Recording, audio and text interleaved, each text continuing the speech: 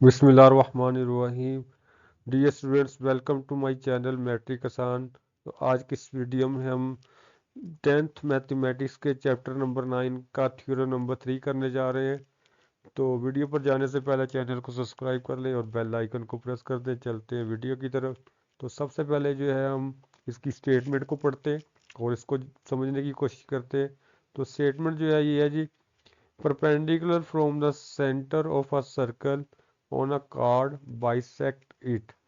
कहने का उसका मतलब ये है कि आपके पास एक सर्कल है और उसका आपने कॉर्ड लेना है ए बी, और उसके ऊपर जो आपने परपेंडिकुलर ड्रॉ करना है वो परपेंडिकुलर इस कॉर्ड को दो इक्वल पार्ट्स में जो है वो डिवाइड करता है।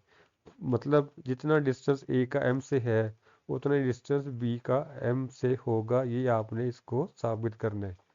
तो सबसे पहले गिवन की बात करते हैं। तो गिवन में हमें पता है हमारे पास एक सर्कल है और ए बी जो है वो उसका कॉर्ड है, और इसी तरह सेंटर ओ से आपने जो है वो एक परपेंडिकुलर ओ एम जो है वो ड्रॉ करना है कॉर्ड ए बी के ऊपर। ये हमारा मालूम है और गिवन है। और जो हमने प्रूफ करना है, प्रूफ हमने ये साबित करना है कि ये जो परपेंडिकुलर आपने ड्रॉ किया है, ठीक है, ये इसको दो इक्वल पार्ट्स में जो है वो डिवाइड करता है।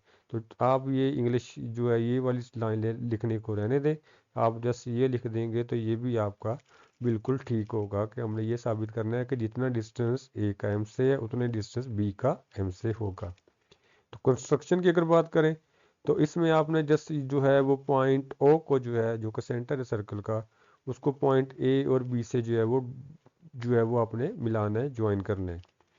अब हम प्रूफ करेंगे, उसमें हम स्टेटमेंट और रीजन को देखते हैं। तो आप डायग्राम को देखें तो आपके पास दो राइट एंगल ट्राइंगल्स बन रही हैं। तो यहाँ पे भी हम जो है वो आप रिकॉल करें 9th क्लास में चैप्टर नंबर 11 को, उसमें आपने एच एस पास्टुलेट पढ़ा था। तो यहाँ पे वो एच एस पास्टुलेट यूज होने जा रहा है, हाइपोटेन्यूज साइड पोस्टुलेट। तो हमारे पास दो राइट एंगल ट्राइंगल्स हैं, एक का नाम ओ ए एम है, ये आपको नज़र आ रही है ओ ए एम। इसी तरह जो दूसरी ट्राइंगल है वो हमारे पास ओ बी एम है। इनका हम कंपैरिजन करने जा रहे हैं।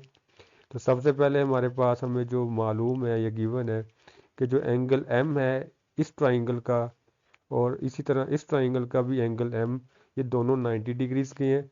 तो रीज़न यहाँ पे गिवन है। गिवन कैसे है, हमें उसने खुद स्टेटमेंट में बताया था कि जो ओ एम है वो परपेंडिकुलर है कॉर्ड ए बी के।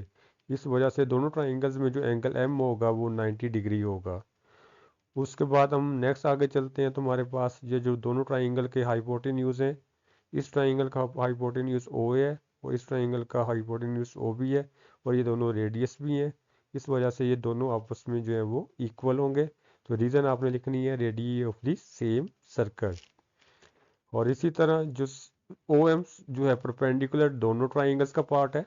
ओ एम जो परपेंडिकुलर है वो इस ट्राइंगल का भी पार्ट है और इस ट्राइंगल का भी पार्ट है। इस वजह से जो है ये इक्वल होगा दोनों ट्राइंगल्स के लिए। और रीजन आप लिखेंगे आगे कॉमन। तो हमारे पास दो राइट एंगल ट्राइंगल्स थी, उनमें उनका जो है वो हाइपोटेन्यूज इक्वल हो गया, और इसी तरह उनकी कहने की बेस जो है वो इक्वल हो गई है। तो हमें पता है कि अगर दो ट्राइंगल्स में एक हाइपोटेन्यूज और एक बेस या परपेंडिकुलर इक्वल हो जाए तो वो दोनों ट्राइंगल्स जो है वो कॉन्ग्रुएंट होती हैं। कॉन्ग्रुएंट होने का मतलब है कि उनकी बाकी जो एंगल्स और साइड्स हैं वो भी क्या होंगे, इक्वल होंगे। तो आप यहाँ पे लिखेंगे ये दोनों ट्राइंगल जो हैं ये कॉन्ग्रुएंट हैं, और आगे लिखेंगे एच एस पोस्टुलेट के अकॉर्डिंग। तो अगर ये दोनों ट्राइंगल्स कॉन्ग्रुएंट हैं तो इसका मतलब है इनकी बाकी जो साइड्स कॉरस्पॉन्डिंग साइड्स हैं वो भी इक्वल होंगी। तो इसका मतलब है जितनी लेंथ इस साइड की है ए से एम की, ठीक है, जो कि बेस है इस ट्राइंगल की, उतनी ही लेंथ होगी इस साइड की बी एम की, जो कि बेस है इस ट्राइंगल की। तो यही हमने साबित करना था कि जितना डिस्टेंस जो है वो ए का एम से है उतना ही डिस्टेंस बी का एम से होगा। तो इससे साबित हो गया कि जो परपेंडिकुलर ओ एम है वो बाइसेक्ट करता है, मतलब दो इस कॉर्ड को दो इक्वल पार्ट में जो है वो डिवाइड करता है। उम्मीद है आपको ये मसला जो है वो अच्छी तरह से समझ आ गया होगा। तो इससे रिलेटेड आपके माइंड में क्वेश्चन हो तो कमेंट सेक्शन में ज़रूर पूछिएगा। अल्लाह हाफिज़।